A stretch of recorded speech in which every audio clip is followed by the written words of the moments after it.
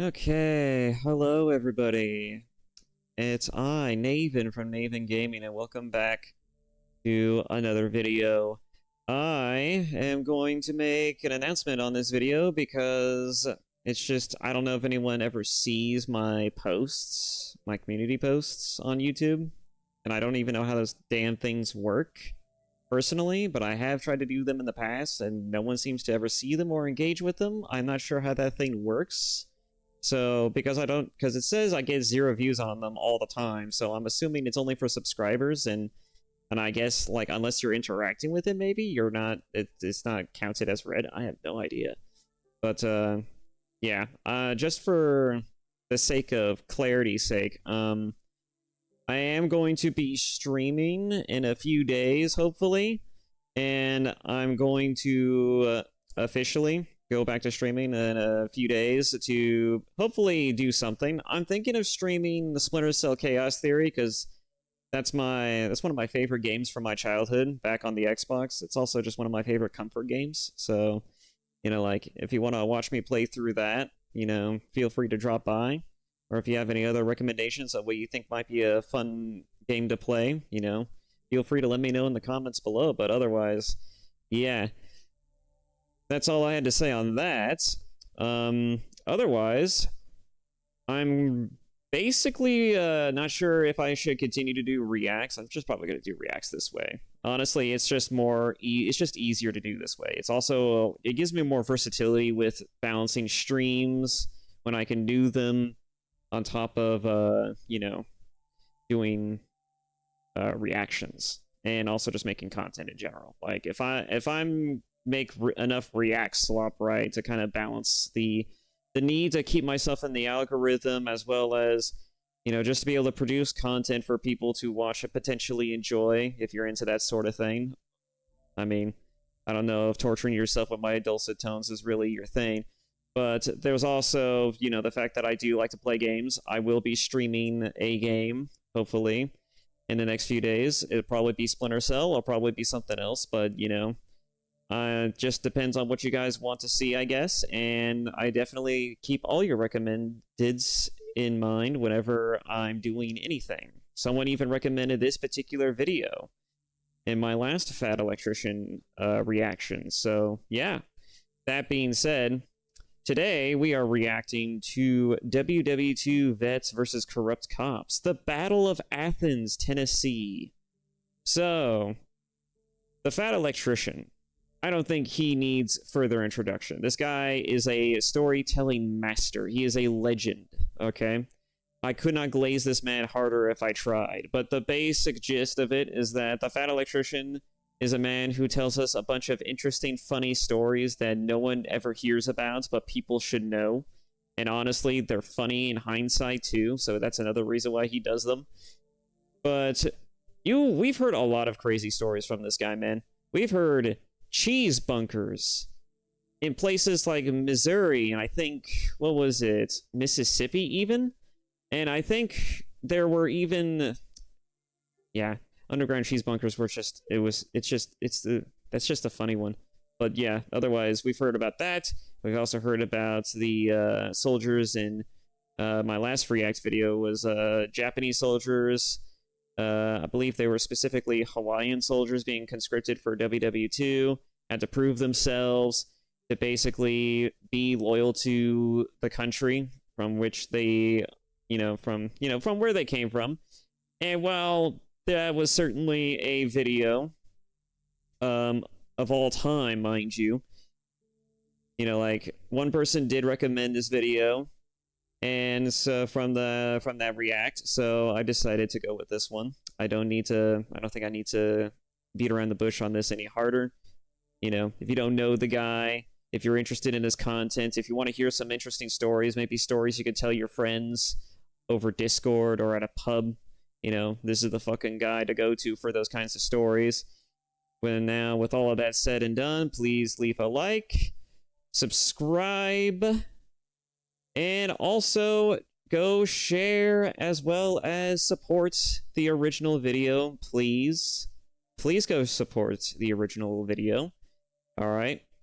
I'm mainly here to basically advertise, okay? If you want to watch my reaction for it, by all means, go ahead. But please go support the original video. Please go support the original content creator. If you want, go watch this guy first and then watch my reaction to it. Or if you don't want to, just, like, come back, whatever. It's up to you, my guy. Like, I'm just here to enjoy a video. And you can just do whatever the hell you want to do. But otherwise, enough fapping around with this. Let's just get right into it.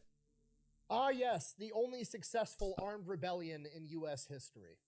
I am terrible with intros. Today we're talking about the Battle of Athens, aka the Battle of the Ballads, aka the War of McMinn County, whatever you want to call it. The fact of the matter is that in 1945 and 1946, hundreds of Americans returned home to McMinn County, Tennessee after winning World War II. Upon their return, they would discover that their local government had been corrupted. They were engaging in rigging elections, the sheriff's department was mercilessly beating innocent civilians and extorting hundreds of thousands of dollars from taxpayers, and they decided to do something about it. This story has achieved legendary status, with many people hearing and knowing about it in passing, but very few people understand how epic this story actually is. But you're going to learn today, right after a word from our sponsor. This video is brought to you by Sundays for Dogs. Look, we're not going to overcomplicate this. It's basically fancy dog food that you don't have to keep like in a can, so you don't need a can opener. You don't have to put it inside of your fridge. It's made with real meat and a bunch of other stuff, so it actually kind of looks and smells like beef jerky. And I don't know. The dog eats it and it doesn't make his shit weird. So I don't know what else I want from dog food. I'm gonna be honest. This actually might just be beef jerky. Yeah, it's pretty much beef jerky. It's not bad. Anyways, for legal reasons, I can't recommend that you eat dog food, but it is technically made with human-grade ingredients, and if we're being honest, it tastes better than pretty much every vegetarian MRE option I've ever had. So if you want to check it out, I'll put a discount code down below. Let's get back to the video. Well, no one ever said vegetables had to taste good. But, yeah. I should also clarify that technically I have seen this video already in my own time, and I've also seen some people's reactions to it as well. So, this is not my first time seeing this video, if that's kind of what you're hoping for, that I'm going into this blind. It's, that's, I've already seen it. And that's all I need to say on that subject, but it is kind of nice to rewatch it just to get a few clarification on some details, I will admit. And as far as the dog food thing is concerned, that ad read was just funny. But yeah, let's get back into it.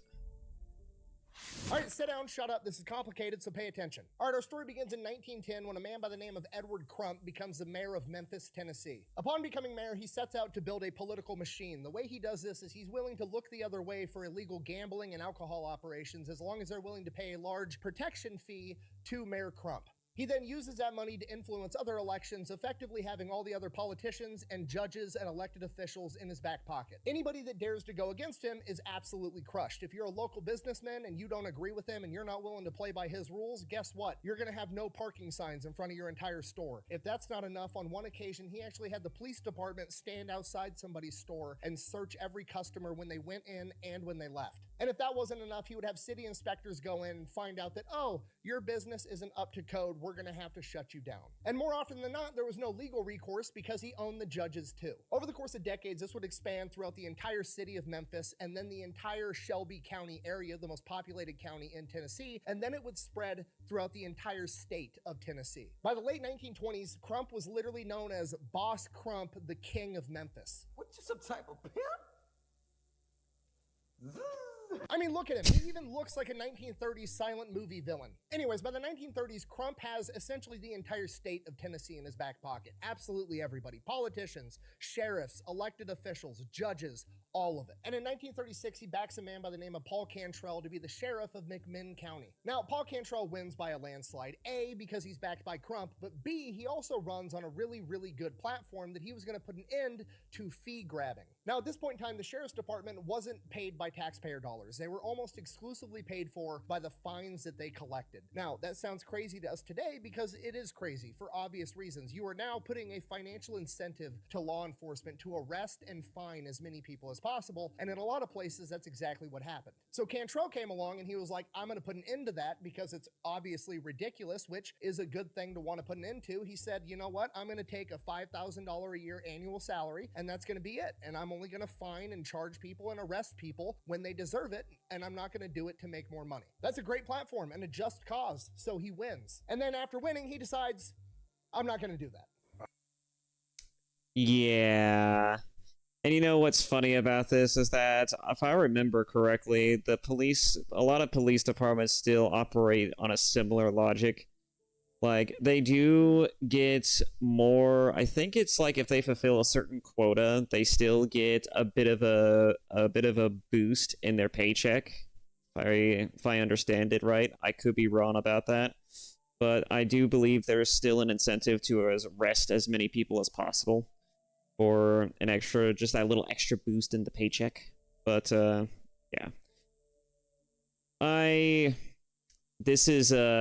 This shit's about to hit the fan.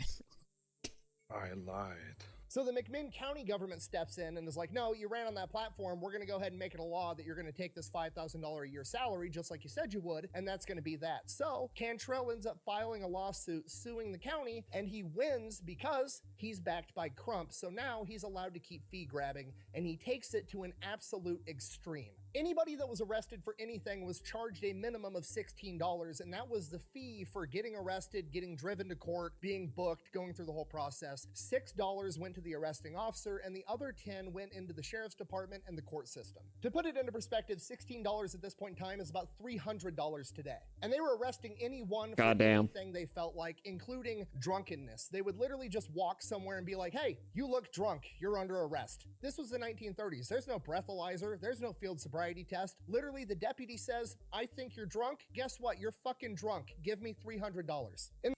Which is just absolutely scummy. Like, this is literal scumbag behavior. It really does paint an interesting picture of what these times were like without the internet. Because if this shit happened today, it would not survive a fortnight. There would be so many people calling for deplatforming, for deposing, for fucking there would just be so many people in outrage over this crap. It would be unreal. I can't imagine this surviving the digital age, but back then, when the only thing you had to rely on was the paper for things, yeah, I imagine it was a lot easier to get away with this kind of stuff. And I'm pretty sure Athens was a small town somewhere in Tennessee, right? So that made it that much more easier to kind of corral and just kind of control people, as well as the passing and trading of information. Like, it's a very isolated incident, which is how most of the stuff that's going to happen is gonna be able to happen, and people are going to get away with half the shit that goes on here. But it's a really interesting thing, isn't it? Like, I can't imagine, because the funny thing, right, about this day and age is that though boomers and millennials certainly had it better when it came to, like, having better job opportunities, better opportunities in general, among other things, kind of millennials, but the economy is just fucked now. Man, back in this age, though, like, there were still some real garbage human beings, but it's amazing how this feels like this guy was just very on the nose about what he was doing, whereas most politicians were very subtle about it, right? Like, most politicians, around this time when they started getting into office, and they were, and they started, because this was the day and age where the people who were actually doing the things, who were actually getting in charge, this is like the day and age where the tide started to shift, right? Because this was the point in time. This was the generation where everything got fucked, right? Because I don't know what it was. I don't know what happened in this time and age. Because after World War II, like, the generation that followed it just was like, hey, we're just gonna be overtly fucking stupid about how we're going to handle things, which is why the economy is so fucked now. The goddamn country is run like a fucking, like an absolute dog shit.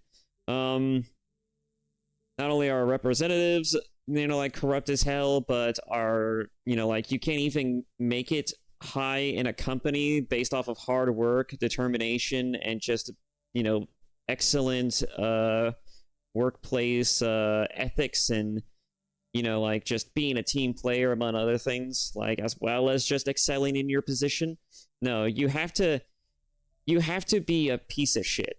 You have to be scum. You have to be the literal equivalent of scum to get ahead. You have to backstab as many people as humanly possible to get into anywhere close near the position of being a CEO, let alone being one of the fucking pencil pushers who are a part of the fucking board meetings that they have. It's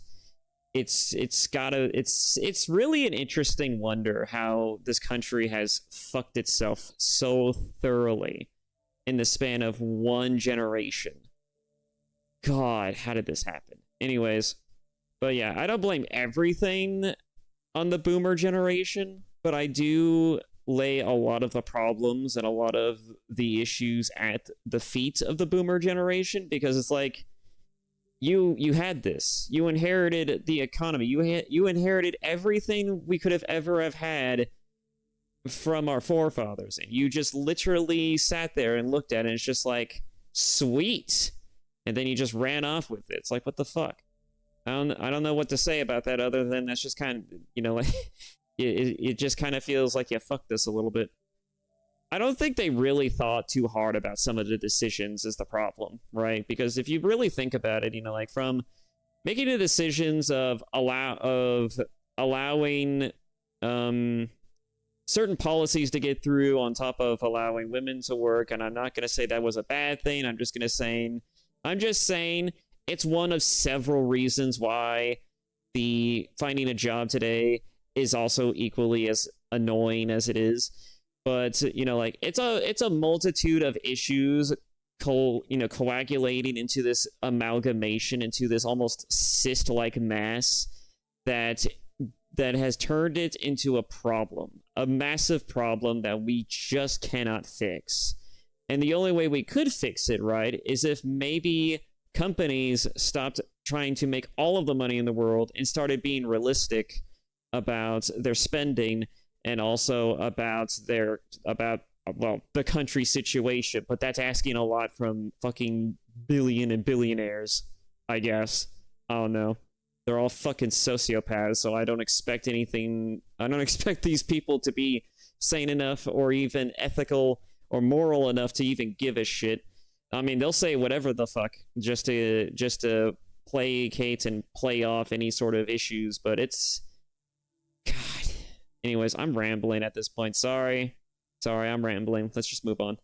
In the first 4 years he was sheriff, Cantrell paid himself $56,000, which is over $1 million in today's money. He also gave himself jobs that didn't exist. He was the superintendent of the county shed, earning him $2,500 a year. There was no county shed for him to be the superintendent of, but guess what? He's collecting the money. And anybody that dared to go against him would get brutally beaten, if not killed, by his deputies, and they never got in trouble because the judges were part of the good old boy system. One of the primary judges involved in this was Judge Sue Hicks. And to be fair, Sue Hicks has almost nothing to do with the rest of the story, so why am I bringing him up in the first place? Well, because he's actually the inspiration for the legendary Johnny Cash song, A Boy Named Sue, and I thought that was interesting. I said, my name is Sue. How do you do? How you gonna die? Anyways, moving on. Now, this goes on for years. The entire town's mad about it. Everybody's pissed off, but there's nothing anybody can do. There's no legal recourse, and if they try to stand up to them, they're just gonna get the shit kicked out of them by the deputies, so everybody just kind of lives with it. But hey, the silver lining, we live in a democracy. A couple years from now, we're just gonna have another election, and we'll vote this guy out, we'll get a new sheriff, and hopefully that'll be a good guy. Well, next election rolls around, and they rigged the entire thing. Now, at this point in time in Tennessee, they had a poll tax. Basically, you had to pay money if you wanted to exercise your right to vote, which sounds crazy to us today, but that's how it worked back then. And it also wasn't that big of a deal at this point in time because usually the Democrat and Republican parties were willing to pay the poll taxes for the voters to show up and vote. So basically, the party was fronting the bill for people to come in and vote. But the problem was is that you had to go pay your poll tax prior to the day of voting. So you had to go pay your poll tax and then have the valid receipt showing that you paid your poll tax and turn that in when you went to vote. But you had to pay that poll tax like months in advance. So what they would do is they would never publish or put out to the masses when the deadline to pay your poll tax was, unless you were in the know and they knew how you were going to be voting. Then they would let you know, hey, you got to buy your poll tax by this time. So they were essentially disenfranchising anybody that wasn't on their side. On top of that, dead people voted. People that didn't exist voted. The deputies got caught telling elderly people that if they didn't, quote, vote the right way, that their pensions would be held up. They also claimed that there was 50. I feel like there's a reason why this story came out. When did this come out? 3 weeks ago? Yeah, I feel like there's a reason why this story didn't come out around the Trump elections. Yeah, I just have a sneaking suspicion, right? I mean, it's also highly possible he just didn't think of this story until recently, but it's like, you know, it just seems funny that he mentions all of these things in a video after Trump got reelected. 1,500 absentee votes, which was a staggering number considering the neighboring county, Knox County, that had 6 times the population, had never reported more than 600 absentee ballots. In addition to that, nobody was allowed to observe or poll watch, and if they tried, they would get the shit kicked out of them by the deputies, and then they'd get arrested. So Cantrell obviously wins the next election because he rigged the entire thing. The people of McMinn County know that this is absolute bullshit. They're writing their state and federal politicians. The Department of Justice ends up launching an investigation in 1940. Nothing ever comes of it because Crump has connections in the federal government too. 1941. Autocorrects to Trump. To be fair, that is literally one letter away from being Trump. It's kind of funny how that works. It's also just kind of ironic. You know what's even more annoying about this whole thing, right? Is that, you know, now that we know that politicians and all of our quote unquote representatives and leaders in federal office have been pulling the same stunts for similar shit across the board in regards to how this country is being ran for years now, it's I mean, I want to say that I'm surprised how direct the corruption is, but also I'm not that surprised either.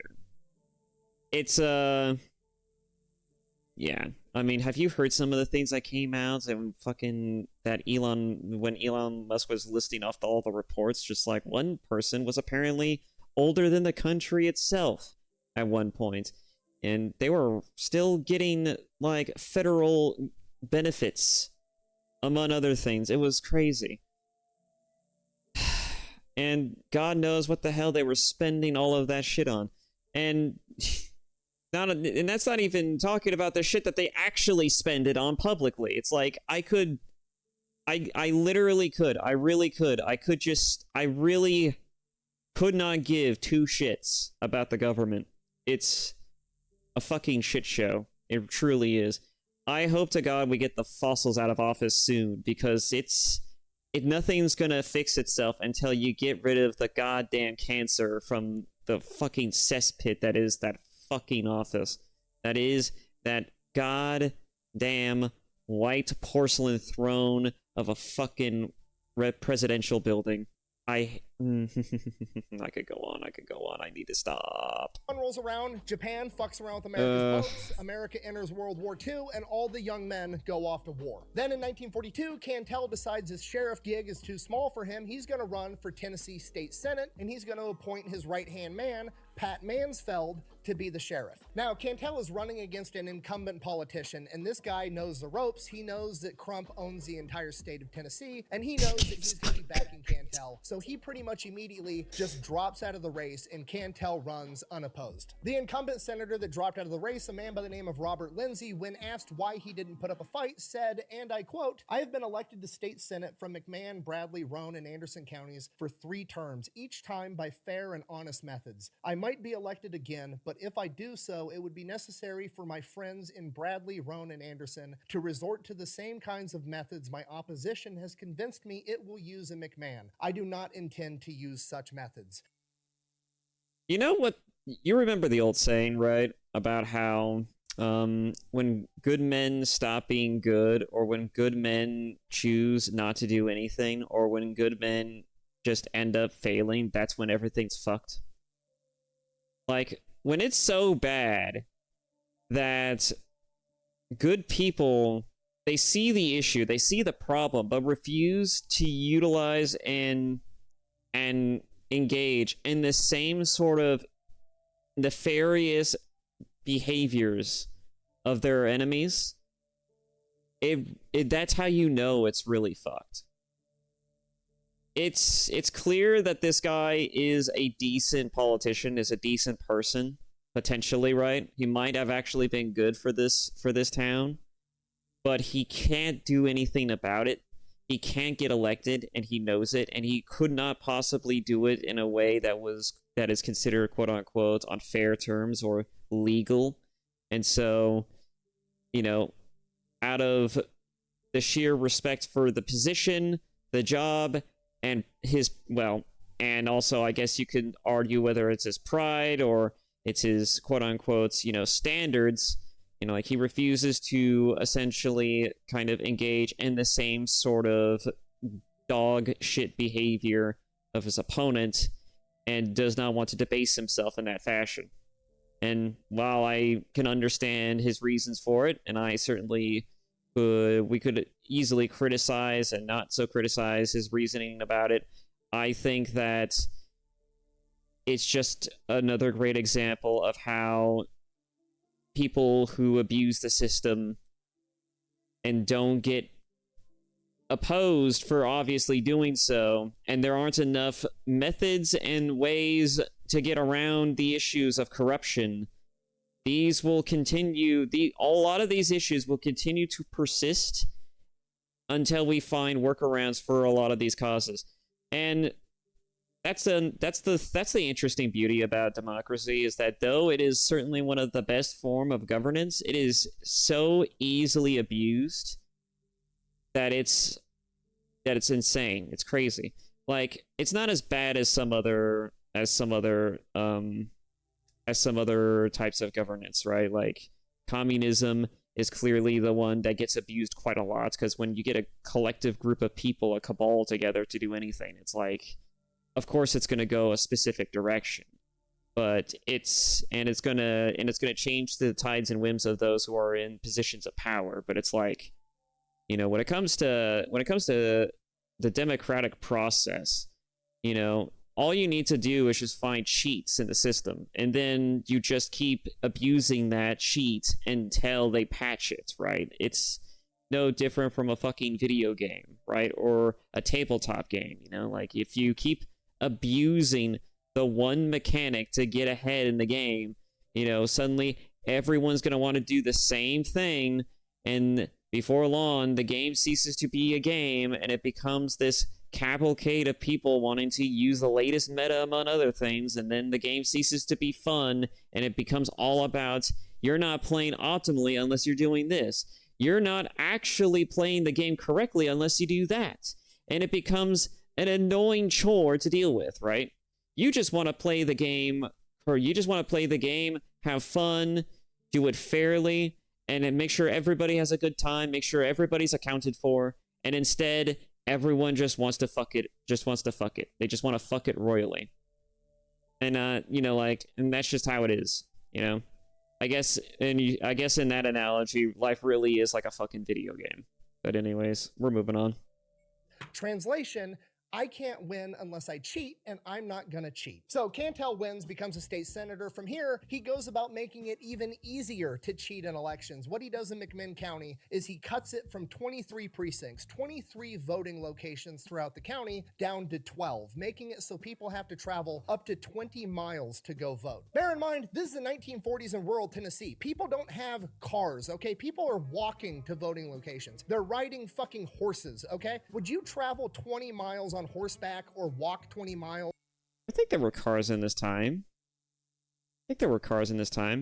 Maybe not as widely available across the nation as it is today, but there were definitely cars. I think it was like you know what it probably was is that certain small towns probably didn't have a whole lot of cars. Oh yeah, there was actually cars. They show up later in this video. Yeah, it just must not have been widely available back in the day. Huh. By the way, when are we getting the manufacturing back in the country, right? I remember hearing some initiatives in the Trump cabinet about wanting to bring back industry to the nation, reopen those fucking manufacturing plants to maybe bring more jobs to the country. But I'm assuming the reason why we haven't heard about it is because it's been taken up by, well, a lot of potential undesirables that ICE is going to want to find and then throw back across where they came from. I'm assuming is the reason for that. If not that, then it's because he hasn't actually convinced enough companies to actually bother to do that, among other things. There's so many reasons and variables as to why it hasn't happened that it would require a flow chart of things to connect the dots to really understand the absolute economic hurdle that must be, especially since it's going to cost money, I'm sure. A lot of fucking money. And while I do not give the slightest fuck about the problems and quandaries of fucking giant companies like Dodge, Chevy, among other things, you know, it probably would absolutely piss off some shareholders if they suddenly started spending a lucrative amount of money just to bring industry back to the country, even though it's something we absolutely need. And again, though they do claim that, oh, we have all these jobs and no one's taking them. Where are all the people getting the jobs? It's like, okay, so you want people to basically be put into to basically fill these positions, but you're going to be picky and choosy about who you're going to fill these positions with. It's like, don't be fucking surprised if people don't start lining up to want to take your job offers if all you're really going to do is make us go through first off, make us go through some stupid third-party AI thing to not only get it set up for starters, and not only that, just to even be picked by also on job websites for job listing things, and have your AI comb through all of the applications to do that, as well as just the the automated voice messaging system that pops up when you're calling the company, among other things. When you put enough problems in place to make getting through the hiring process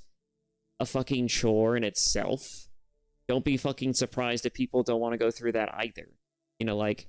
I hate to break it to you, a lot of people respect their time, and if you don't want to even give them the common courtesy of giving them hey, we saw your resume and we find that you get a legitimate person to sit down and look through a bunch of applications and resumes and just pick one out from all of the other ones and just be like, call them up and be like, hey, we were looking at your resume, your application, and we think you might be right for the job.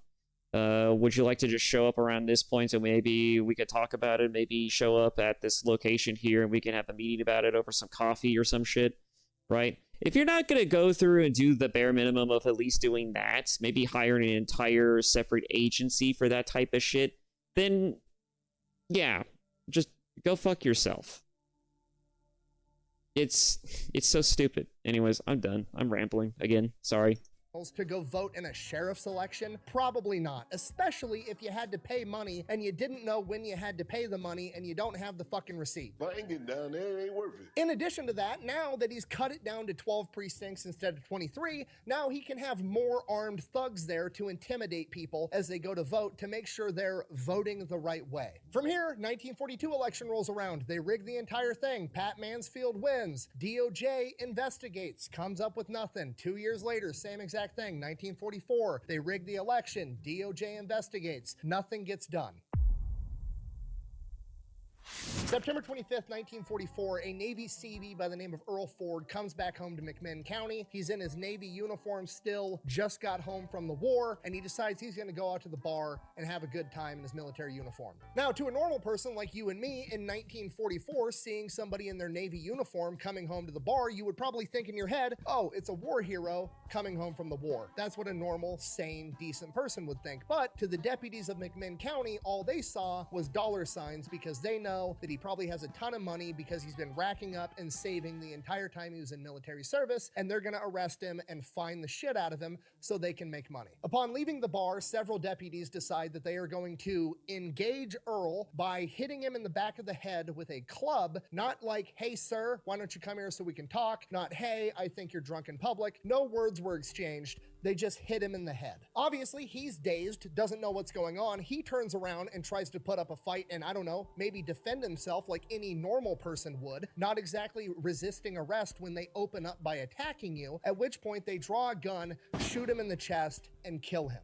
Obviously, this upsets a lot of people in town that they just killed a young man coming home from the war, at which point the deputies claimed that he pulled a knife on them and tried to stab him, and they were forced to shoot him. None of the witnesses that were there corroborated that. He was in a Navy uniform that didn't have pockets, so they don't know where he would be able to conceal a knife, and when they asked where the knife was after the fact, after shooting him in the chest, somehow the knife that he would have had in his hand trying to stab the police officer allegedly wound up behind him and underneath his dead body.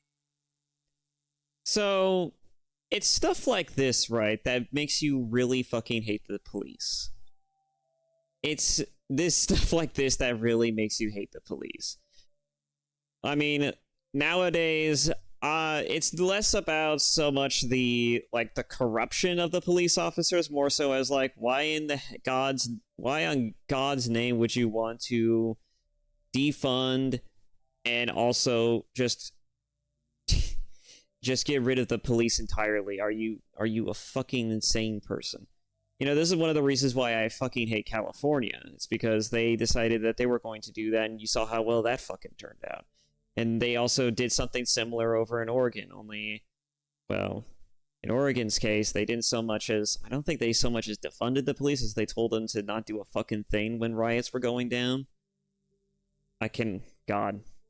And the amount of precincts that were fucking destroyed as a result of it was insane. It's crazy. The whole world lost their collective marbles sometime around 2016, and it has never truly recovered since.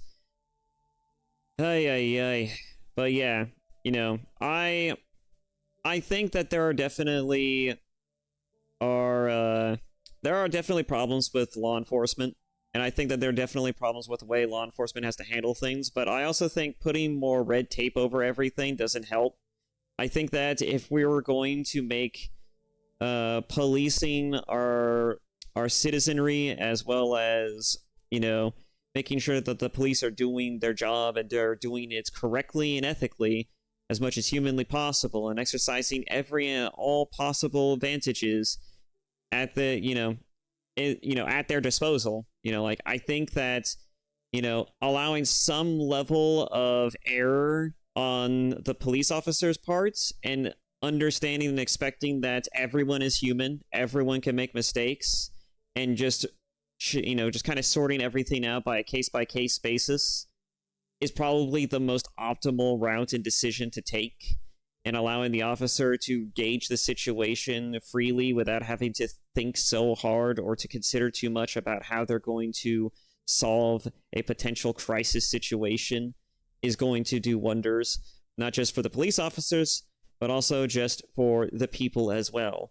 Because sometimes you can't sit there and think to yourself, God, what's the best course of action when someone pulls a gun to my face and they're about to pull the fucking trigger, right?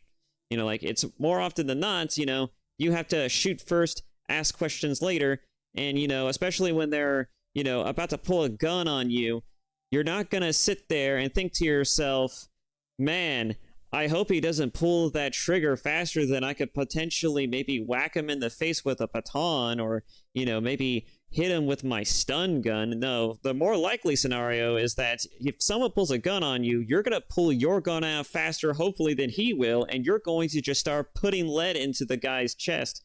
And in this situation is just it's just a fragrant abuse of the law. It is just awful.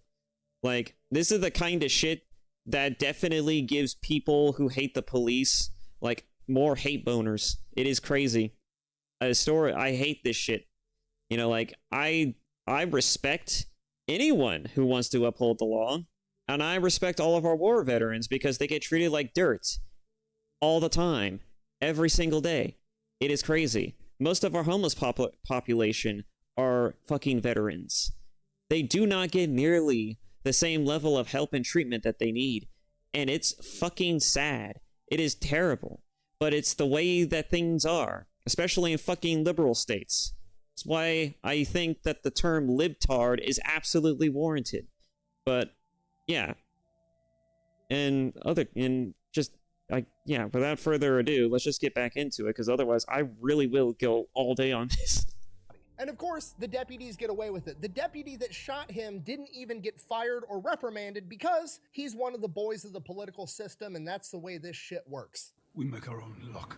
1945 rolls around. World War II comes to a close. All of the young men from McMinn County that went off and fought all end up coming home. And the deputies just see more and more dollar signs, right? Anytime you see a young man between like 18 to 25, that guy served in the military, probably has a bunch of money. When World War II veterans left the service, they got mustering out pay, one big lump sum, so they know that they can just arrest these guys and find the shit out of them and make a ton of money. One of the first veterans to have a run-in with the deputies is Sergeant Bill White from the United States Marine Corps. This man fought on Guadalcanal and Tarawa, and then after that went on to become a jungle warfare instructor stateside. His dad sends him over to the rationing board because it's World War II, just got over, they still have all these rationing committees. They're rationing rubber, sugar, gasoline, all kinds of things that people need. You have to have ration stamps and everybody's only allowed to get so much. So dad sends his son Bill down to the rationing board to get 5 gallons of gas. Rationing board is like, no. And Bill's like, all right. So he goes to his buddy who had been in town longer and is like, hey, the rationing board basically just told me to fuck off when I wanted to get some gas. What's the deal? And he goes, oh, there's a deputy at the rationing board. You need to go pay him off and then he'll wave you through and the rationing board will give you whatever you want. So Bill goes over to the deputy, pays him $5. Deputy waves it off. He gets his 5 gallons of gas and he leaves. And Bill watches the deputy pocket the money. Bill has no idea what the fuck just happened. He's thrown off. So he goes home and tells his dad, who was a Cav scout in World War I, this story. And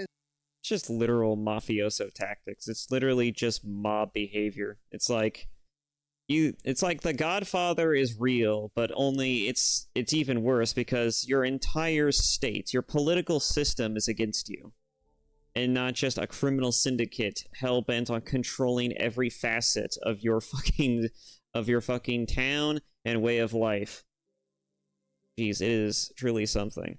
The only way, a lot of people romanticize those days, but I think there's still a I think the interesting thing is that if the romanticism moved on from that, at least in gaming culture, to Yakuza.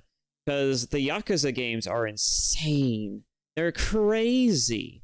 It's funny how the game can go from being this hard as balls, hard-broiled ass Yakuza crime simulator to suddenly being like this goofy shit ass game where you're convincing teenagers, young schoolgirls, to not sell articles of their clothing for reasons that are obvious to people on the streets because of, well, reasons, again, that are also just as obvious. It's like the games go from being, like, serious and just, like, jaw-droppingly great thematic-wise and storytelling with great and excellent larger-than-life characters to suddenly we're going to throw the kookiest, dumbest side quests we could possibly manifest in our minds and have you basically be able to engage in whatever stupid shit you feel like doing.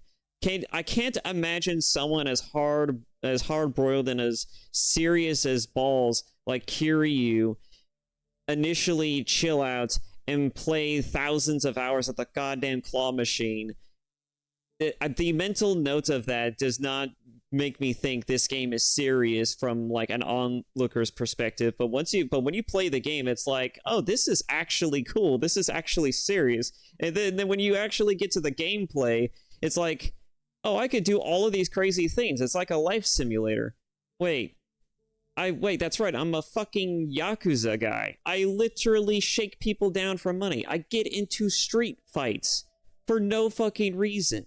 It's so fucking weird. The layers to the game is crazy. But anyways, I don't want to tangent too much. I've already done that already. His dad's like, yeah, that's just how it is here now. And his dad proceeds to tell him this story about how he was on lunch break from work and he had a bottle of milk that he was drinking out of his lunch pail. And the deputy showed up, sniffed his milk and said there was alcohol in it and arrested him for being drunk and fined him $16, which was almost a week's pay for him. So Bill's pretty pissed off, obviously. And within a matter of months, pretty much every veteran that had returned home from the war was equally as pissed off because they were all being targeted by the sheriff's department because they knew that they had money. The deputies got so bold that they would go into bars, not wait outside for them to stagger out drunk. They would just go into bars and start arresting people for being drunk inside of a bar. On multiple occasions, they would walk into a bar if there was like a dance or a big event and just Is that just a state thing?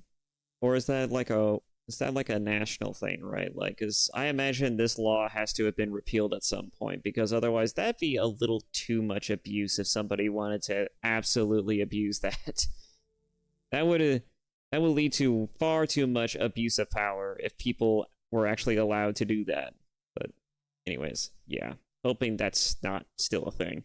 arrest absolutely everybody there. Not because they were doing anything wrong, just because they wanted to get the money. So the veterans understandably started to get pretty pissed off and they would just start drinking in private. They'd have their own private parties that the deputies didn't know about so they could hang out with their friends in peace and not get arrested all the time. So all the veterans obviously wound up becoming really close friends. They all got together, they'd drink in private, they'd swap war stories. There's a guy by the name of John Fry who said he became the most powerful man in France for a couple weeks when his unit overtook a cognac distillery and he had all the liquor in France. So he was like, you know, the most powerful guy around, wheeling and dealing with all of his booze. Carl Anderson told the story about how a German officer threatened to cut his finger off when he refused to give him his wedding ring. Tom Dooley would always bring his pet monkey that he acquired while he was overseas and somehow smuggled back home to Tennessee. Like, it was just a group of crazy, incredible men that had awesome stories that wound up becoming friends and bonded over the fact that they were all being discriminated against for their service. And you know, and again, this proves another interesting point, guys. God help us if we get more people like what's an easy way to describe this in a way that's simple but effective? Imagine if a bunch of Luigis got together and they just decided, hey, a lot of these goddamn companies don't care about us. This country doesn't care about us. What should we do about it? Right? Yeah, just replace all the veterans with a bunch of disgruntled ass, angry, very annoyed people who have a bone to pick. Anybody feeling scared yet? Anybody feeling a little frightened yet? Anybody feeling a little a little concerned? Yeah. Let's hope the fucking country gets its shit together. As time went on, they went from drinking and discussing war stories to talking about the current political climate and how to fix it. And as they talked to townspeople, they started to realize, oh, they're literally rigging the elections. They rigged 1942, 1944, and they're probably going to rig this next one in 1946. We need to do something. So they went to the only political opposition that the Cantel Mafia had, a man by the name of Otto Kennedy, a local businessman that owned the tire shop in town, and he agreed to help him, and his tire shop became their new hangout. Leading up to the 1946 election, this group of veterans put out an ad in the paper reaching out to more veterans, basically saying if you were a veteran, and I quote, regardless of color or creed, if interested in cleaning up McMinn County and the return of good, clean, honest, and efficient government, don't fail to attend this event. Hundreds of veterans winded up showing up to this event, and they essentially pitched the idea to this crowd of veterans like, hey, look, regardless of whether you're a Democrat or a Republican or the color of your skin, we can all agree that this is fucked up and we need to restore order. We should band together and form a GI ticket,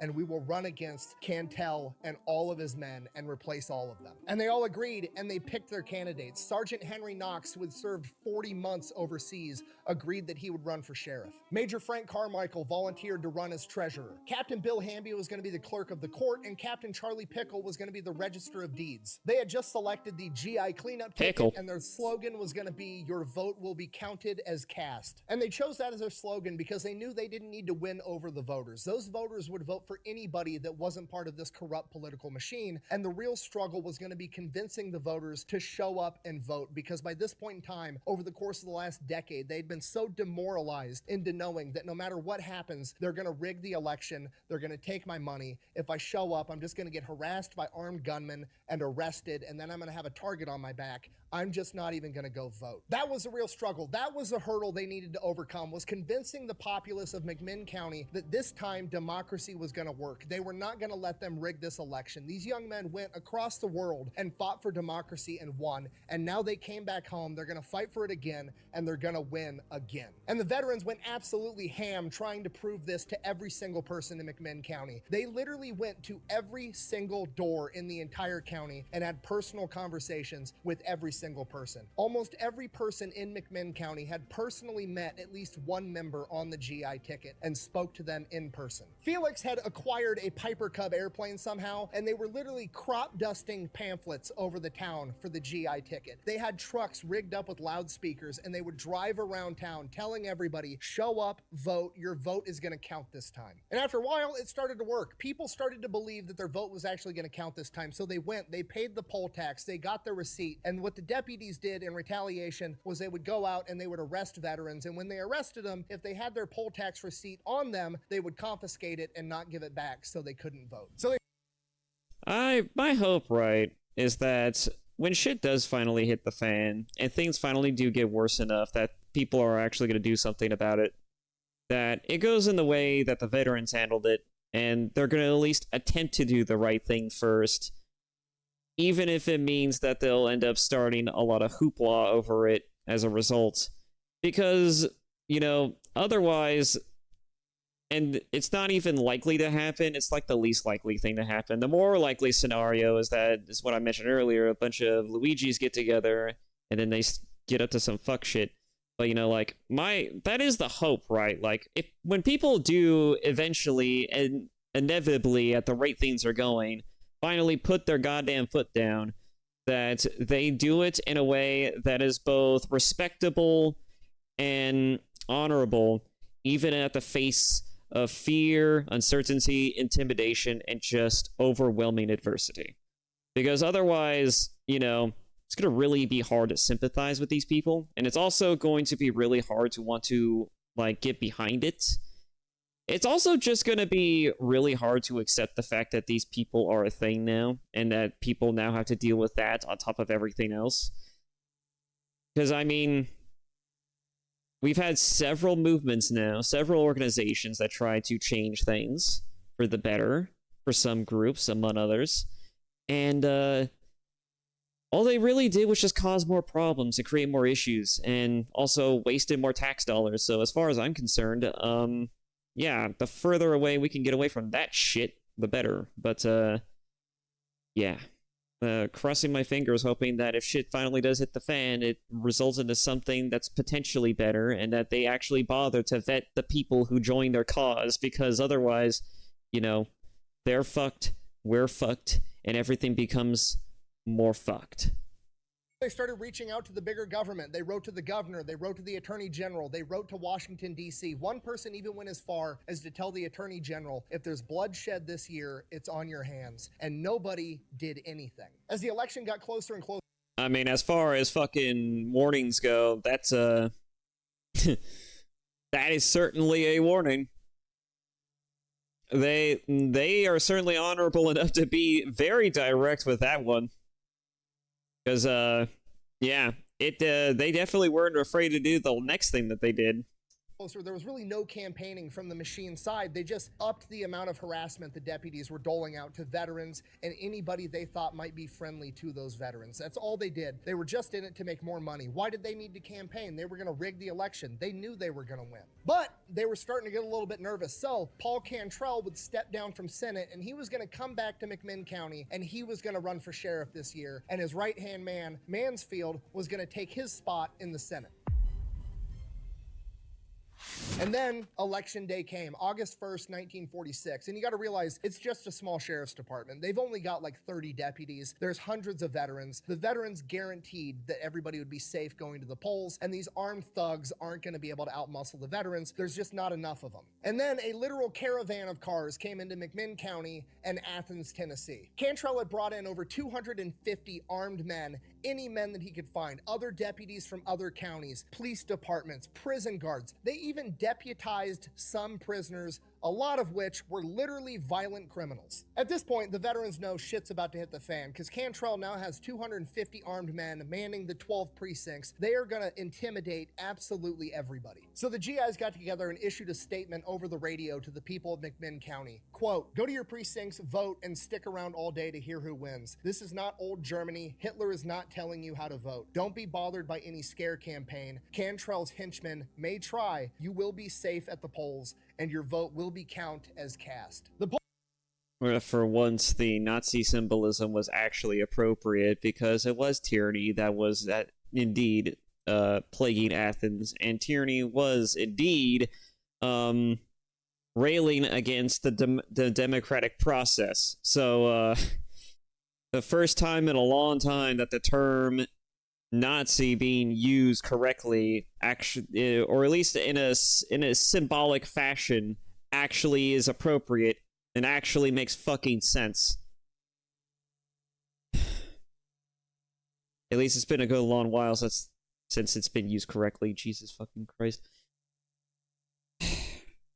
I just want here's a question. Do any of you know what the actual definition of Nazi means today anymore? Because I sure don't. I feel like it gets used to accompany everything. It is an umbrella term at this point. It doesn't actually carry the same weight and significance that it once held. It doesn't even bring up the image of black-clad individuals with red sashes using the swastika sign that used to resemble peace as its moniker. No. It now resembles anything and everything that disagrees with candy-colored fucking weirdos on Twitter. At this point. Yeah.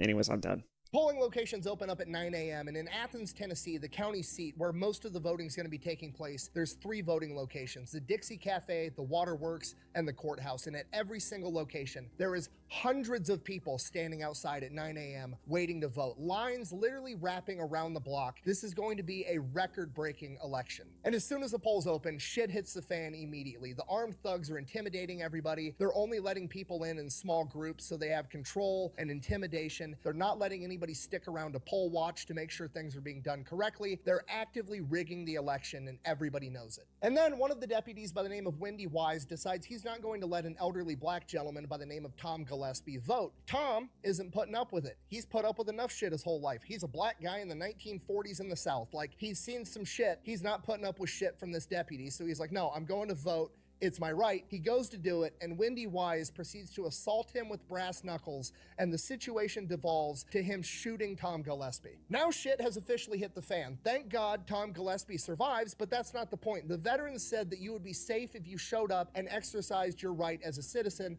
to vote, and these guys have now made the veterans a liar. Really? I mean, this is the 1940s, to be honest, and to be fair. I don't think it would be surprising to anyone that this poor individual got shot. It's if I remember correctly, the civil rights movement did not happen until sometime around this period. And God, when did it end? I don't even remember. Yeah, I don't even remember. But yeah. racism, actual full-blown racism was still a thing back in this time. So, yeah, cops shooting black men in the chest for trying to vote is not exactly an unheard of thing in this time period. And it certainly probably won't be the last thing that's ever happened to a black person in this time period. We'll fix that. So the two veteran poll watchers that were there at the waterworks when Tom was shot, Ed Vastel and Charlie Scott, confront the deputies. They end up arresting them and bringing them into the waterworks and tying them up. Other veterans start showing up, demanding that they release the veteran poll watchers. Guns start getting pointed, at which point Ed and Scott decide, you know what? Fuck this, we're gonna free ourselves. They get out of their ropes. Scott throws himself at the glass door, bounces right back off it, hops back up again, throws himself at the glass door again, breaks through, gets all cut up from the glass. Him and Ed run out into the crowd with their hands up, hoping that's enough to not get shot, and disappear into the crowd. Now, obviously, Ed and Scott go back to the Otto's tire shop, the GIHQ, and they're hanging out there. So Cantrell sends in two deputies to the tire shop, which is full of fucking World War II veterans, to arrest Scott and Ed. It's a bold strategy, Cotton. Let's see if it pays off for them. The veterans immediately and promptly disarm the deputies, beat the fucking shit out of them, tie them up, and throw them on a burn Yeah, pile. fucking Sheriff's get Department, 'em. Getting curious, doesn't hear from their deputies for a while, so what do you do when something doesn't work? Double tap. You do it again, right? They send two more deputies out to investigate. What a stupid son of a bitch. Prom- Don't you dare flash that zombie in my face and expect me not to fucking notice and get away with it, you absolute bastard.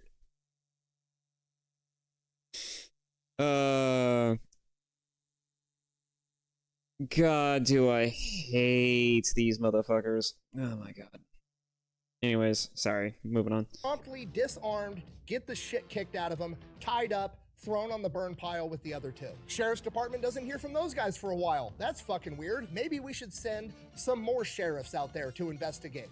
Double it! So they send a total of 4 deputies now out to a building full of World War II veterans in 1946. 3 of them get captured, disarmed, get the shit kicked out of them, and thrown on the burn pile, and one of them gets away. Cutting over. You have to imagine, right, at that point in time, right, it must have been such a fucking level of catharsis for these people to, after all of the failure, these deputies just saunter on up and they just start trying to bully them into compliance. And then these motherfuckers were just looking at them like, yeah, no. And then they just proceed to gain up and beat the ever-loving crap out of these people. And then when they sent 2 more, they must have just been like, what? Okay. And then they just beat the crap out of those guys. And then when they sent 3, 4 more, they must have just been like, wow, it must be fucking Christmas season because I've never had this. I never thought I would be having this much fun a day in my fucking life. Not since the fucking war. Not since the Nam. Actually, does the Nam actually happen around this time? God, I don't even remember anymore. Yeah, I don't even remember anymore. Shit. When did the Nam actually happen? Was it even the same? Wait, was Vietnam just the same war as WW2? It's just a location. No, because the Vietnam War was a separate thing, right? They called it the Vietnam War for a reason. You know what? I don't know. My knowledge of history is a bit sparse because, California education is a real fucking charmer, that one. They don't actually put the absolute effort in making sure that you're educated. They just care about the fact that you actually pass the standards of that state and nothing else. They don't fucking care. They'll even rig it to where you have no choice but to succeed if you're a fuck up or you just don't give a shit, right?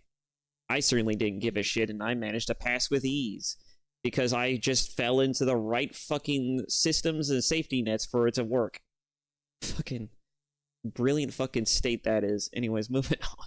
Over to Otto Kennedy. He's been out of town all day trying to get the federal government or the state government to intervene to fix this situation. He shows back up to his tire shop. He sees 7 deputies tied up on a burn pile, and he's like, what the fuck is happening? The veterans explain everything, and he's like, nope, I'm fucking out. I didn't see anything. I don't know shit. I'm going home. You guys do whatever. The veterans then walk outside, basically onto Main Street in Athens. There's people all over the place, hundreds of people from McMinn County all around watching these events unfold. And they're just like, hey, who's got a couple of cars we could borrow? And these people are like, you know, they're on the GI's side. So people volunteer to let them take their cars. They then proceed to load these 7 deputies up into these cars, drive them out into the forest, strip them butt-ass naked, tie them to trees, whip them with hickory sticks, and then head back to the tire shop. 7 down, 243 to go. I'm sorry. I turn off captions. I hate you. You're awful.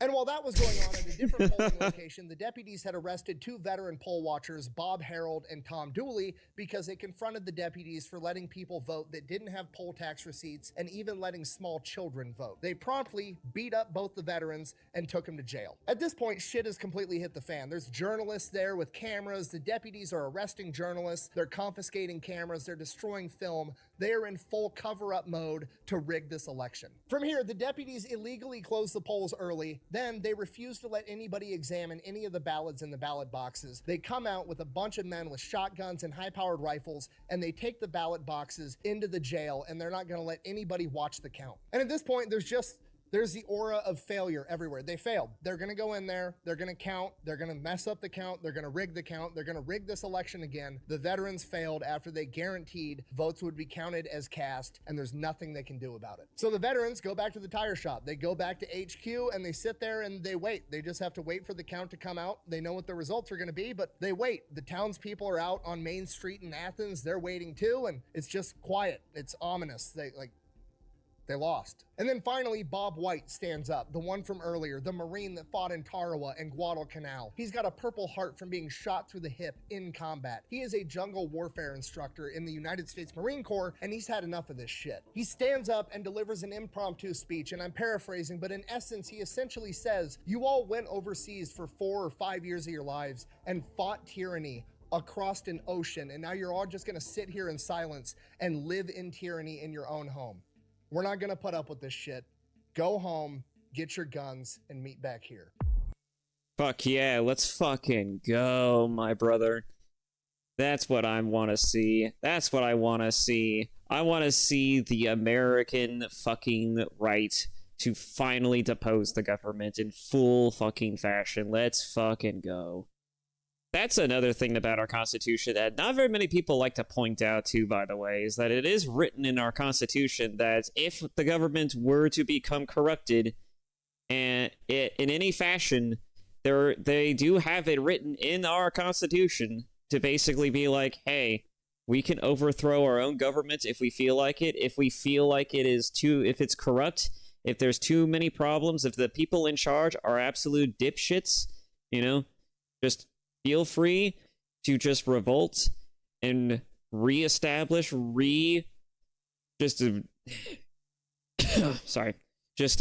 reestablish good old democracy. Bring it back to standard.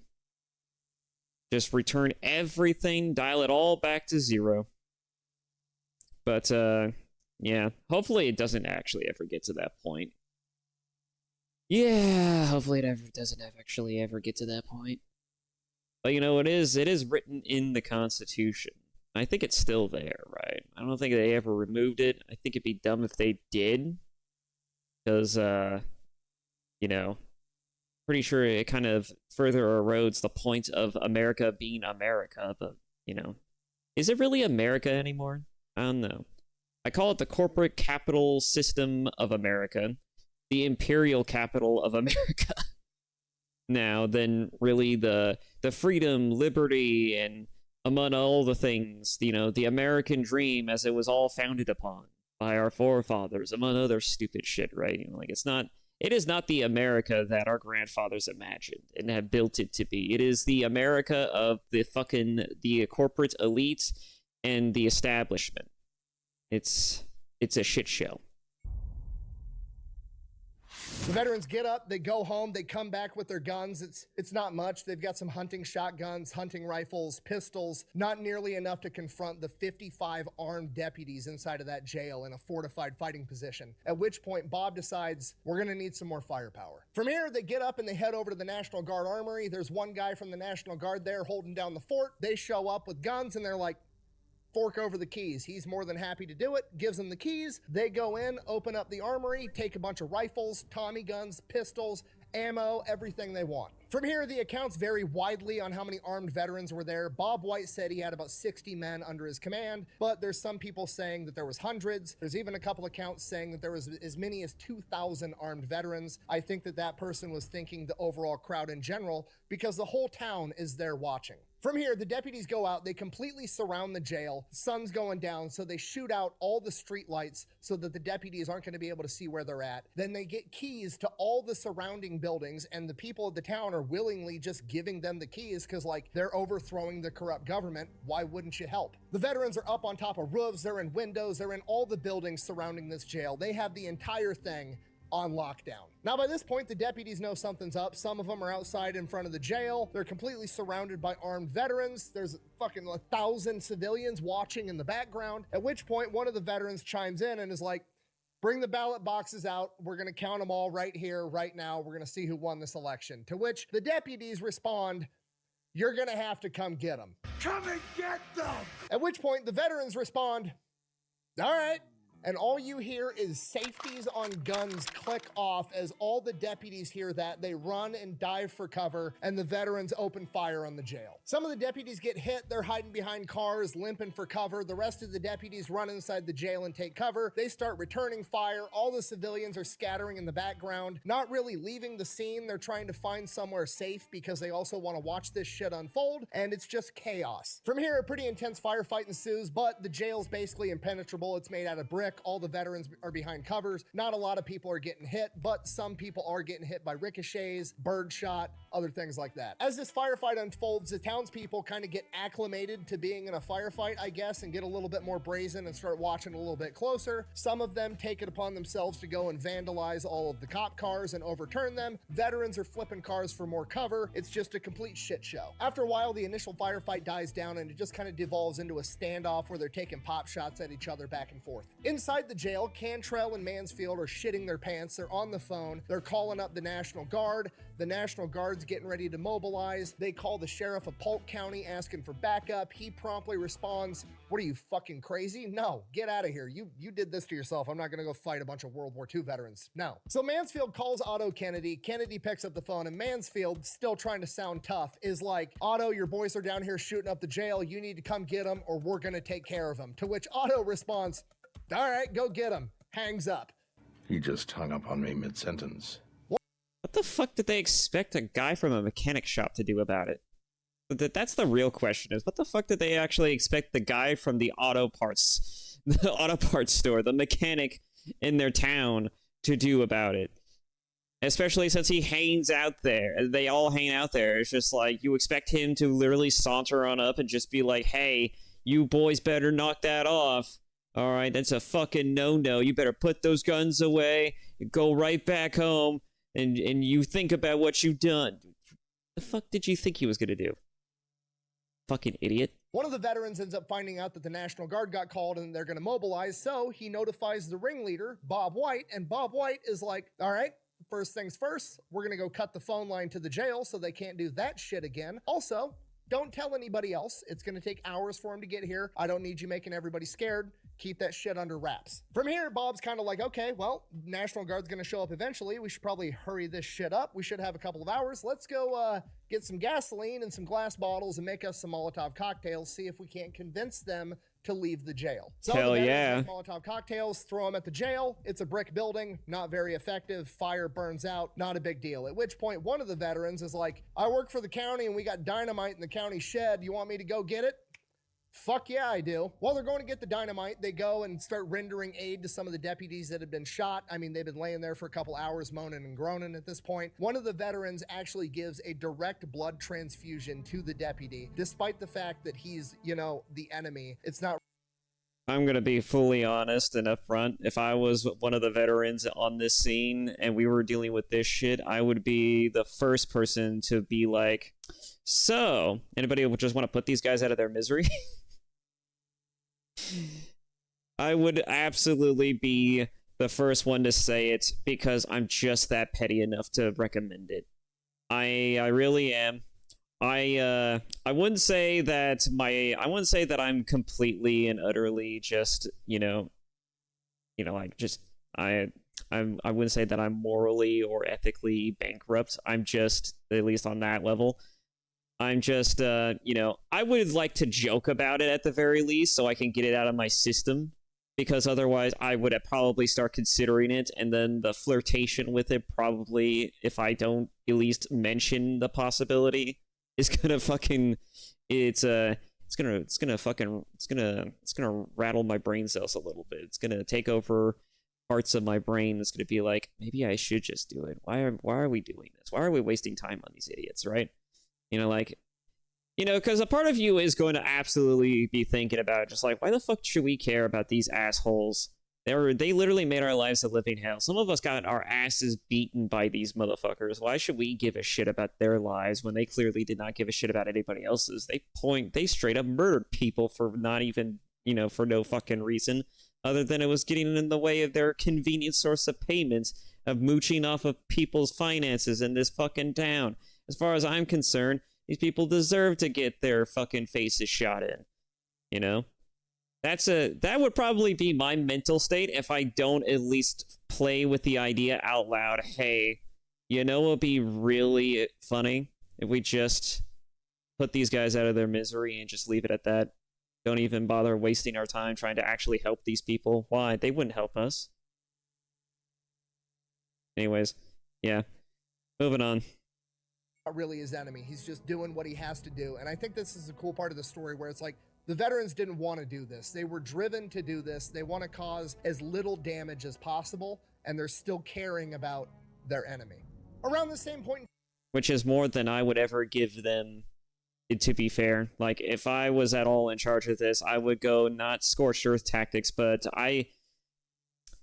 when you are fighting for your life and you're fighting against someone who absolutely has malicious intent to want to make sure you suffer, you make sure you not only give them back, but you give them twice that, all right? When you are getting bullied, for example, and they're totally fine with beating the crap out of you, you don't just want to beat the crap out of them. You want to beat the crap out of them so fucking badly that they don't even consider, they can't get back up. You just want to make sure they just cannot ever have this thought in their brain where they want to absolutely return the favor. You just want to make it an inconceivable notion in their mind. All right? When you fight to make sure they don't come back for round 2. All right? That's not just a mentality from fucking like what was it? Ender's Game or some shit. That is a mentality that you develop when you're in some parts in California. Let me fucking tell you, there are some rough parts in California. I've known people from even rougher places than where I'm from, man. It's yeah, you don't fuck around in some places in California. I believe the West Coast is the worst, but I'm not sure. That's a debate for another time. Time an ambulance pulls up to start rendering aid. The veterans are thinking, okay, they've got some, injured people inside the building or whatever. We're going to let them get their injured out because, we're trying to do the right thing. We're good guys. And sure enough, Paul Cantrell and Mansfield take the opportunity to slip inside the ambulance and make a clean getaway, leaving all their henchmen behind. Nobody really realizes that at the time. The ambulance takes off. The dynamite shows up. They then proceed to blow up Mansfield's car. Yeah, fuck that guy's car. It's like, I mean, this guy absolutely deserves it. A lot of the people in this story, they are just such perfect foils for villains that they literally are so cartoonishly evil. It's like, you could literally not care if whatever happens to these people because they're just that fucking god-awful. It's like, you could not paint a better villain. You could not tell a perfect story like this in real life. Except it actually happened, and it's crazy. But anyways, fuck these people. Erupts in cheer. They love this shit. At which point the veterans yell into the jail like, Yeah, I "Come fucking out, we're love gonna it start too." blowing this shit up. They respond with a couple of pop shots. Cool. Band 3 sticks of dynamite together, throw it onto the porch, blow the entire porch off the jail. After the smoke from that settles, the GIs yell in. The next one's coming through the window, at which point the deputies, you know, the boss has already fled. What the fuck am I doing here? They're like, okay, stop shooting. We'll come out. The GIs are like, cool, come out with your hands up. We're all good. The deputies all file out with their hands in the air, begging not to get shot, at which point some of the GIs are like, you know, maybe we should shoot them. And Now is when they start flirting with the idea. the crowd is like, fucking shoot them. The rest of the GIs are like, no. Even that's awful, man. Even the fucking crowd is just like, yeah, shoot them. Actually, that's not too surprising that I think about it, because these people had it the worst. But you know, the fucking veterans, you know, they're just like, they only just got into this not that long ago. It's still gotta be fucking something, right? To basically like completely liberate this town, and then to just suddenly have a bunch of people calling for the death of your fellow Americans, even though they're literally, you know, they're literally just other fellow Americans. Like, even though they're scum, even though they're the worst of the worst, for, you know, at this point of the story, they're still just other. They're just doing. Some of them are just doing their job. Some of them are just there because they're just following orders. I'm sure that some of them did participate in the beatings and probably did not gleefully participate in them because they enjoyed it. They probably did it because they were told to do it, and that if they didn't do it, you know, they would not be part of the in group. You want to have a, you know, sustainable living, you want to make money, and you want to not have problems for yourself. You fall in line or step inside, my friend. I get it, right? I'm not an unreasonable guy. I understand how this shit works, but it's like, it's just, you know, I would hate to be the guy who has to be on the receiving end of a bunch of people calling the literal death of you and your fellow deputies, friends, among other things, your fucking colleagues, because you people have so thoroughly and royally fucked it. Yeah, anyways, moving on. Oh, we're not fucking murdering people. Knock it off. So, nobody ends up getting shot. Cantrell and Mansfield are missing. They refused to tell him where the hell they went. They found out later that he escaped in the ambulance. God damn it! Now, at this point, you gotta remember, there's 2,000 civilians that have been getting the shit kicked out of them for the past 10 years by these deputies and being extorted, and the crowd kind of, you know, moves in and has their chance to return the favor, which they absolutely do. And Wendy Wise, the man that shot the elderly black gentleman earlier, got a special amount of attention. That's a very nice way of saying that they absolutely loved this guy so much that they almost loved him to death, right? Just almost, right? You know, they just completely smothered him. That's a nice picture, by the way. Did not arouse the friendlier instincts of the crowd. When the other deputies were released, he alone was held to answer. Yeah. I mean, that was cold-blooded murder. I mean, there was another cop who did cold-blooded murder, I guess a Navy officer, but, you know, this one was particularly distasteful. You know, I guess. I don't know. It was certainly the most public because, you know, there was a bunch of people at a voting booth, and, Gillespie was there to want to vote, got shot for his attempts to do so in a very public setting, so, yeah. Understandable. Anyways, moving on. The payback's a motherfucker, ain't it? He did end up surviving, and he later said that there was no hard feelings. Why would I have hard feelings? I'm still picking pieces of your ass out of my boot. Good one. So while that's going on, the veterans go inside the jail. They find a metric fuck ton of ballots that were pre-marked for Paul Cantrell. They find the real ballots. They take the real ballots out. They pick trustworthy people. They have them go count them. Then they continue searching the rest of the jail. They go back to where the actual jail cells are. There's 3 veterans in there. They break them out. And then there's 2 other people. One guy that got picked up the night before for being too drunk, and another guy that was in there for burglary, that have apparently just been having the worst time of their fucking lives. They had no idea what was going on the entire time.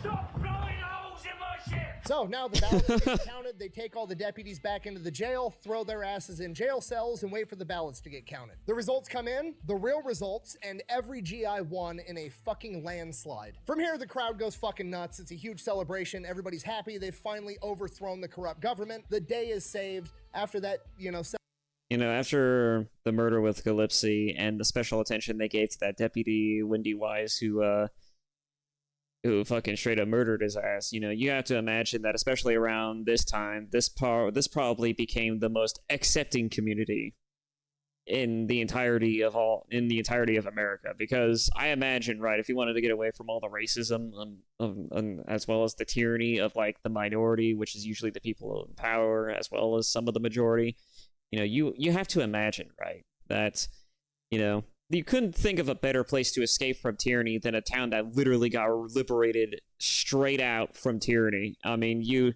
have to imagine, right, that if you knew about this story and you knew about some of the stuff that went down here, you were probably thinking to yourself, like, man, if there's ever a place I could find acceptance, this is probably the place I would go. But yeah, God, I can only imagine what the town of Athens looks like today. What the town of Athens looks if I can talk, looks like today. God, can I talk? And I can't imagine how those very same people are probably looking at the shit that's going on today. Like, these are like the people who probably live there probably aren't even technically there anymore. I'm sure most of them are gone or passed away, and I'm sure the people that are there now probably know of the history, but probably don't know too much of the significance of it, or at least they don't feel it. Maybe they feel it to some degree, but they don't feel it nearly as strongly as it was back then. But you have to imagine, right, those people are probably instilled with a cultural sense and value that, yeah, we should absolutely care about the sanctity and the sanctity and the... trying to think of the word, but basically, yes, they probably want to hold and preserve the ideals and the sanctity, the majesty of not just the Electoral College, but also just in general, just the American dream, the American values. Because, I mean, it took Americans to liberate this town from other tyrannical fucking despot Americans. I mean, it's gotta be... I mean, if that isn't, like, a fucking wake-up call for what is to come, I don't know what is. Right? Anyways. It's, yeah, I'm just gonna leave it there. Settles down a little bit. A lawyer chimes in and is like, okay, we can't fucking talk about any of this shit, by the way. I don't have a clue what you're talking about, Phil. Not a fucking clue. At this point, everybody's like, well, yeah, good idea. So, not knowing what to do with, the 55 deputies that they had inside of a jail cell, they just kind of like took the ones that were messed up to the hospital, let the rest of them go, get the fuck out of our town. All of them, except for Wendy Wise, they kept him in jail, told him they were going to send him to prison as long as they possibly could. And while this is going on, Mansfield and Cantrell end up convincing the mortician in town to smuggle them out of town inside of a hearse, which is symbolic to say the least. I mean, that's very symbolic, to be honest. Now, at this point, it dawns on everybody. It would have been true. Well, I don't know about irony, but it certainly would have been truly greater if they were actually in the hearse for legitimate reasons rather than the symbolic one that he refers to. Buddy, the work's not done yet. The National Guard still might be coming. We got to get ready. The whole town is on their side. Like, they don't want the National Guard coming in here overturning what they deem as a just election. They've all got guns, and they're like game to go to war with the National Guard to defend their right to vote. It's fucking crazy. Felix Harold takes off, gets in his Piper Cub plane. He's circling. I mean, to be fair, right, if the federal government or the state government came knocking at your door and was just like, hey, you can't do this, we're going to reinstate the people in power, and we're going to court-martial all of you for your crimes against America, like, among other things, like, you have to imagine, right, that, no, that wouldn't sit for really anyone. So yeah, if there was ever a reason to literally tell the government to go fuck itself, this would be the town. This would be the moment for that to be legitimate. And honestly, this is why I like my freedom a lot more than most people might think. This is why I'm a registered libertarian, is because I care more about personal freedoms and and the privacy of my own home and my ability to be my own person, to exercise my own rights and freedoms over pretty much anything else, right? I understand we need to have laws, we need to have policies, we need to have things that help to govern the people and govern our way of life, among other things. I'm not going to dispute any of these things, right? But it's like, I do not think that one system should have a majority say on how you live your life. Like, I don't think you should ever subscribe yourself to the notion that you should live your life any other way than how you yourself should live it and how you yourself is meant to live it, right? And so that's why if the government came knocking on my door and decided just to up and decide one day, hey, you need to go do this and that for us, or else we're going to have to fucking throw you in the nearest prison for not doing what we tell you to do, I'm going to tell them to go fuck themselves, and I'm going to do it with a fucking gun pointed at the agent's head. I don't give a fuck. I'm not doing shit for the government. I'm not a big fan of the government. I'm not a big fan of the government. Anyways, no. No. You could just go fuck yourself. I'm not doing that shit. I'm not dealing with that shit. I care more about my own freedom, my own ability to be myself, my own man. I don't need other people, especially not the government, to tell me how to live my fucking life. So, yeah, no. That's just my 2 cents on that shit.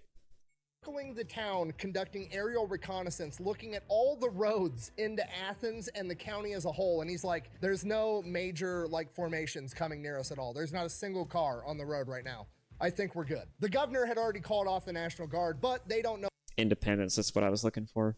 that yet. They literally have patrols going around town of armed veterans and armed civilians getting ready to throw down for anybody that wants to overturn this election. And this goes on for days, almost a week. The veterans ended up getting word that a neighboring sheriff's department from a neighboring county was going to send troops in here to do something about it. They're like, fuck it, let's grab a bunch of guys, load them in some trucks, and we'll just drive to their sheriff's department and ask them what's up. Bunch of armed veterans show up, 50 of them outside of the sheriff's department. It was like, hey, we heard you wanted to do something about our election. And the sheriff is like, nope. No, that's not what I said. And the veterans are like, okay, great, cool, wonderful. They head back to Athens peacefully. Everything's going fine. Sure enough, U.S. Marshals show up, the feds, they start asking questions. Nobody in town says a fucking thing about anything. Oh, no, I ain't seen nothing. I ain't seen nothing. Matter of fact, I'm blind in my left eye. I can't even see you, sir. The U.S. Marshals don't know what to do. I love that fucking clip. Nobody's talking. They've got to figure out what the hell happened and what they're going to do about it. And then they get an idea. They're like, hey, they got the guns from somewhere. They had to have gotten all those guns from the National Guard Armory. We're going to go check there. So they show up to the National Guard Armory. Every single gun is there and accounted for. And the National Guard Armory sergeant is like, I don't know shit about fuck. At which point the U.S. Marshals are like, okay, these guys they're fucking thorough. I'll give them that. What about the ammunition? They expend ammunition. We know that you keep a running tally of that shit. Is all the ammunition here? To which the National Guard guy is like, no, actually we don't. You see, that's expendable.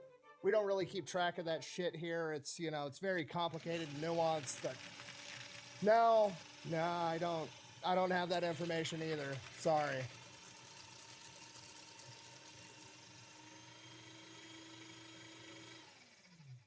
Anyways, have a nice day. The U.S. Marshals are like, I have no fucking idea what to do. I have nothing to go off. So they just kind of fuck off. And then Judge Sue Hicks orders an investigation into every possible crime committed by everybody. The investigation yields absolutely nothing. He even gets the National Guard to conduct an internal investigation as to whether or not the weapons at the armory were used. And the National Guard is like, nope, definitely not used at all.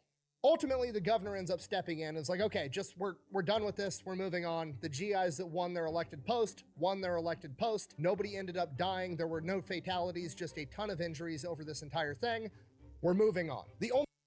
Yeah, that's probably the best scenario and the best outcome, because you better believe, right? Because, as much as I have already admitted, right, All right, and this is the point that I think that we need to take away from the lesson here, is that we need to always be better than our enemies, especially the people who wish to depose us, who wish to take us down, who wish to ruin our fucking lives, is that when you go, you know the old saying of like, take heed when hunting monsters, lest you become a monster yourself?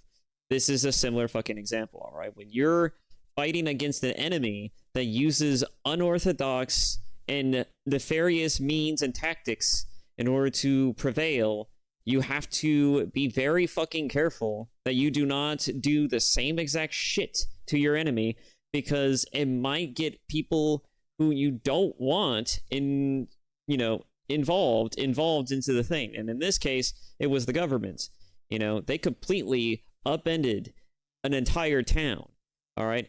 If there were any fatalities, if there were any actual reasons to want to investigate this on behalf of the government's part, they probably would actually be more critical and probably employ a much deeper level of scrutiny that I don't think they could recover from.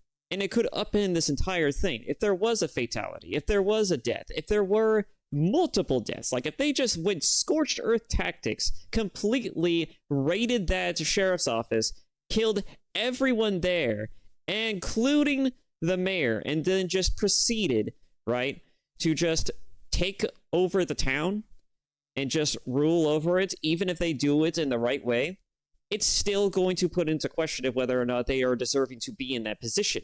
So, as far as I'm concerned, right, this is the best scenario for everyone. This is the best outcome they could possibly ask for, because they literally helped to make it into existence by not being as deplorable and as despicable as their fucking enemy, the goddamn garbage human beings who helped to inspire this entire event in the first place. So you know what? That is a fucking W. That is a massive fucking W. It is a massive W, and this is exactly why stories like Superman's is why they are so important, even though everyone hates certain characters who are just too impossibly perfect, right? But, people don't get to where they are, especially not characters with a lot of power and a lot of good to give. They don't get to where they're at. They're not as highly remembered or sought after or even thought of. They're not as highly regarded as they are because they twiddled their thumbs up their asses and they just did the right thing because it was the right thing to do. No. They had to seriously do it, and they had to constantly fight their own inner demons to not just immediately give in to their own petty ambitions and just be like, why the fuck should I care about these people? Why should I have to be better than these people? Why should I have to give these people any level of mercy when they clearly would never give that to me if the shoe was on the other foot, right? This is exactly why these stories are so important. And it's also why fictional stories like the ones depicted in Superman are also just as equally as important. Because there are plenty of stories about Superman where he is just a guy, and he still eventually, at the very least, embodies the true American values that he is built upon, right? And it's why he's so memorable. It's why the comics and the movies especially don't do him enough credits and enough justice. It's actually kind of criminal that he has yet to actually get anything worthy or substantial to his name when it comes to expanded media. But otherwise, yeah, maybe one of these days we'll get a story that truly captures the populace. Maybe it won't be Superman, but it'll tell a similar story about a guy who's just trying to do the right thing in a world that is so fucked up that it almost commands awe-inspire from everyone around that one individual. All right, and there are plenty of stories that kind of exercise a similar level to this. There's Sakamoto Days, which is a story about a high schooler who's so impossibly perfect about everything that he does. He inspires his classmates to unironically be better people. There's or was that a different story? No, that's right. It's not Sakamoto Days. It's the fuck was it? Fuck, what the hell was that goddamn story? What was that? What was that anime called? It was called. Damn. I can't remember. That story was so funny though. It was so funny and so ridiculously over the top that it was not only awesome, but it was also simultaneously wholesome because, you know, despite the fact that some of the people involved in the story with Sakamoto were kind of dickheads, you know, they ended up turning out for the good because they tried to bully or get involved or try to get into some type of situation or just happen to be in a predicament with Sakamoto. It's truly is an interesting anime. You should all go watch it. I wish I could remember it. I'm sure someone in the comment section will leave it in the comment section. They'll probably leave the name of it in there. So yeah. Anyways, I'm kind of rambling again. Sorry, but yeah, it's why these stories are important, man. Only person that got convicted of anything was Deputy Wendy Wise, who shot Tom Gillespie, and he got sent to prison for 3 years. And now, with the new veteran Sheriff Knox, he announced that he was going to be conducting an investigation into all of the other political officials inside the town of Athens and McMinn County to make sure that they won their elections fairly, at which point, all 28 remaining public officials in the county and the town of Athens promptly resigned. You're all fired. From here, the new sheriff's department immediately restored order to the county, with their first 3 arrests actually being veterans that had broken the law in a true demonstration of, we are not going to be another machine, we're not going to be another corrupt government, we're going to do the right thing. If you do the crime, you're going to do the time. And that's that. In addition to that, they immediately went out and put an end to all the illegal gambling and alcohol rings that had been funding the previous political machine. And that's it. Order had officially been restored to Athens. Everybody lives happily ever after. Hooray. But then word got out to the rest of Tennessee what had happened. And you remember, machine politics are going on all over the state. And as word got out with that, you started to see more veterans organizations mobilizing and doing similar things. There were some altercations, nothing to the scale of the Battle of Athens, because, well, nobody wanted to find out because they knew what would happen. They all watched the Battle of Athens occur. And over the course of the coming years, by the early 1950s, the Crump political machine had effectively been completely dismantled, because now they knew if you fuck around too hard, somebody might make you find out. Nice. This entire story is just the embodiment of, if we all break the rules together, they can't get all of us in trouble, and I absolutely love it. I mean, that's certainly one way to look at it. But yeah, that was the fat electrician. Good boy, you've come to free me.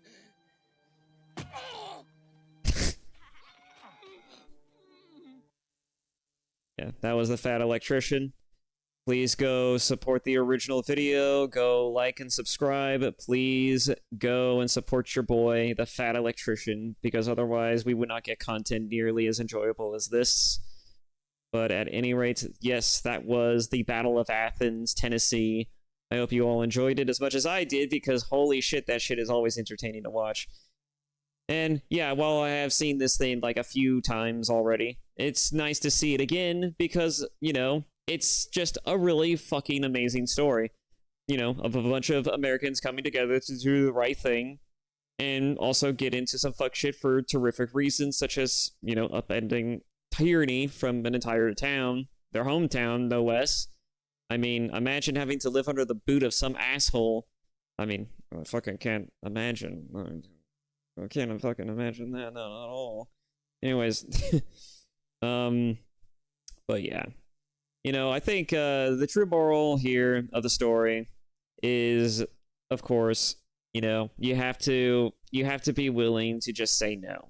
At some point, you just got to be willing to say enough is enough. Got to put your foot down and just be like, hey, I ain't doing this shit. Fuck off. Because otherwise, people are just going to walk all over you. And if you prove that you're someone who is easily walked all over, you know, you're going to just get taken advantage of. And it's the last thing you want. You know, that's the last thing anyone wants. You know, it's, again, you know, like if you're getting bullied, you know, standing up to a bully is imperative, but, you know, not only when you show that you're willing to stand up to them, does it also negate the effect of you being bullied.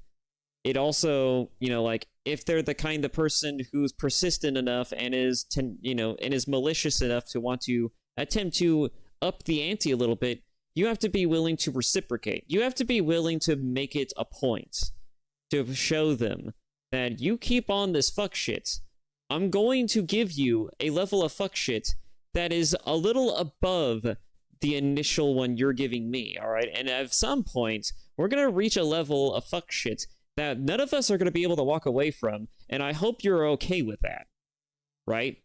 That's just how it has to be sometimes. And some people are just fucking terrible. You know, like, you have to be willing to stand up for yourself. You have to be willing to say enough is enough. And this is a story that perfectly encapsulates that mentality. You have to be willing to fight for what is rightfully yours, which is your freedom and your liberty. And it's such a great story. I like that. I like stories like this. That's why I like the Fat Electrician's channel. But yeah, I'm done rambling. That's enough ranting and tangenting on my part.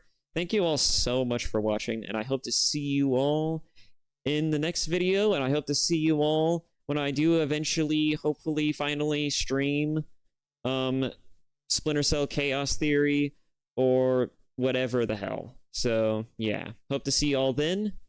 Until then, bye-bye.